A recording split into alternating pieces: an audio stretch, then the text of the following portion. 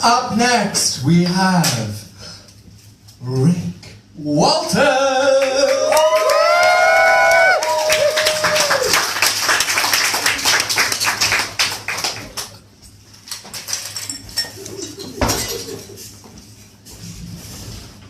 Hello. I'm just trying to stand here well, not looking like I'm on the fucking searchlight. So, how are we all? It's not bad for a Thursday night. I'm a little bit disappointed today. I had my first bit of proper social media abuse. I had my first death threat. I know, like what the fuck? I mean, 1 minute we're discussing what I'm going to do with the grey in my beard.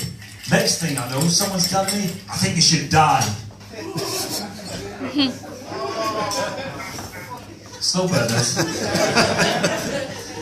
Yeah, it's okay. I am a bit of an awkward cunt. I have Asperger's, which is like a cocktail party version of autism. Designer autism. But it does mean that I'm a little bit weird in social environments, and I do commonly say the wrong thing. So when you mix this with the fact that there's nothing worse in life than an ugly fucking baby. Especially when the ugly fucking baby is also your best friends. Look, I'm not being harsh here. I mean, this bin looked like the product of Anne Whittaker getting fucked by Quasimodo.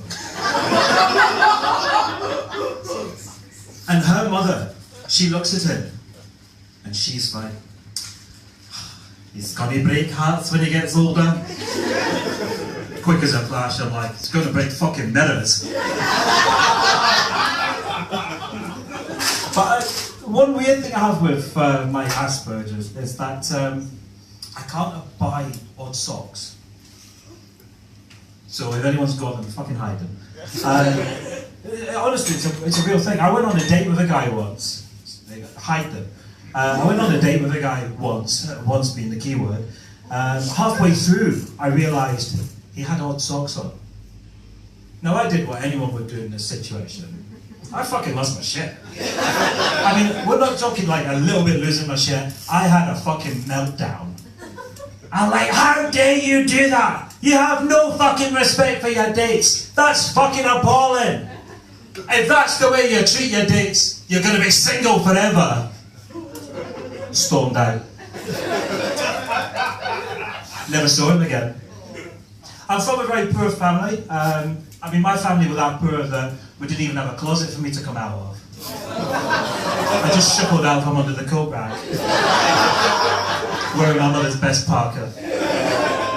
Actually, she doesn't like me saying it was a parka. She thinks she was classier than that. But my mother and I are very close, although occasionally she does like to troll me. Like the time she told me that the milkman was my dad. I was fucking delighted. Because if you knew my dad, you'd realise getting rid of that arsehole's not a bad thing. And then she looks at me and says, ha ha, got ya. Like, you fucking bitch. She says, as if the milkman could be your dad, you're lactose intolerant. And the milkman's black. My mother's Dutch, which means she's very deadpan and has no fucking emotion. I don't think she has a heart either. This was highlighted when her partner Graham had a heart attack. When she picks up her phone and sends me a message at 1 in the morning, simply saying, Graham's had a heart attack. Don't worry, he's not dead. I spoke to the following day, saying, look, you need to add some emotion into these messages. You know, let me know that you actually care. Well, as a stroke of luck, my dad had a stroke 2 weeks after. So there she is with her phone again. Your dad's had a stroke. LOL. She claims she meant lots of love, but she also forgets that I fucking know her. But the thing is, my dad is an arsehole. I remember when my dad found out I was gay. Whoa, this was big news to him. Really? Have you seen this? I mean, he was very confused first of all. He's like, how can you be gay? You like football and rugby. Like, there's a man who's clearly never fucking played rugby. Fucking love a good scrum. But he decided from all of this, no, I cannot tolerate this. It goes against his staunch Catholic views. Because his 3 divorces and 6 illegitimate children was fucking fine with the big man up there. So off the back of it, he decided to stop speaking to me. I know. I was fucking raging. I mean, if I knew that's how he'd react, I'd have fucking told him years sooner. And the good news for my dad is, we've got another one in the family, my sister. Yeah. I mean, I remember when she came out to my mum and we all had to act surprised. You know, she sits there in a KD Lang t-shirt, #1 buzz cut, whiff of high karate as she walked in the room and a Doc Martens. But then we have another sister who is the token of the family. And I remember when she had to tell my mother she wasn't gay. My mother was fucking devastated. She was like, what have I done wrong? I brought you up right. I gave you an action man. But I've got a partner. I know, no one's sad. No one's ever sad when I say that. Pretend. So I have a partner. I know I'm taken. Yeah, this is good that this is taken. This could end up in the wrong hands. He's Polish, and he has one of them really long names that's quite confusing to say. It's the kind of name you can't shout out during the throes of passion, but especially when you got your mouth full anyway. I'll leave you with this. But we have our pets, or as our children, as we call them, because that's what gays do. We have 2 dogs and a cat. That's the dog's called Michael Douglas. We have Edward Woof Woof. And the shifty wee cunt, that's the cat, is Leonardo DiCaprio.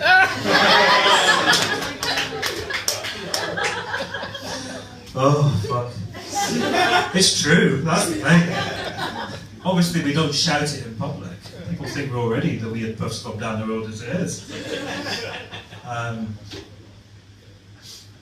Fuck, I'll tell this one. I'm up here now, get me off. Anyway. So yeah, I was recently walking the dogs out. It's this lovely park that we go to. It's like a big fuck off thing where people go shagging in the bushes actually, but that's a different story for a different day. Turns out dogging and dog walking are 2 different things. I learned that the fucking hard way. Hard being the word.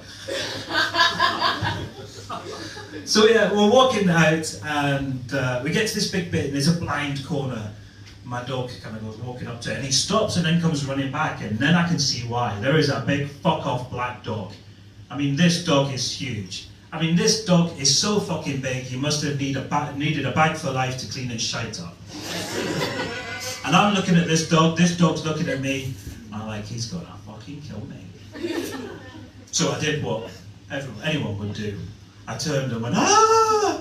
Except tripped as I was doing so, and landed on my back. Next thing I know, this big fucking dog standing on top of me, growling in my face. And I'm looking to my dogs, like, because one of them's got to help me here. We've got one that's fucked off somewhere around the corner. But then the wee one, the wee timid one, comes running over, growling at this dog. You know, whoa! The big dog looks, goes, shit, the wee man means business. And he turns on me. But before he gets off me, he cocks up his back leg and pishes in my face. And I'm there thinking, could this get any fucking worse? Turns out it could.